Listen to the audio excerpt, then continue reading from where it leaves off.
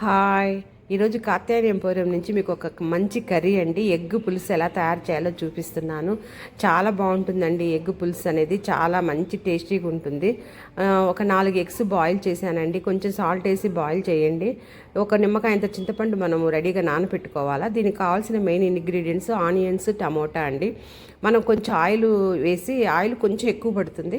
First కొన్ని మెంతులు వేయండి, ఒక 10 మెంతులు వేసేసి, జీలకర్ర ఆవాలు వేసేసి, ఆనియన్స్ వేసేసి, ఎండుమిర్చి వేసేసి, పసుపు వేయండి, కారం వేయండి, ఒక హాఫ్ స్పూన్ ధనియాల పొడి వేయండి. ఆనియన్స్ కొంచెం ఫ్రై అయితే చాలండి, ఎక్కువ ఫ్రై కాకూడదు ఎగ్ పులుసుకి.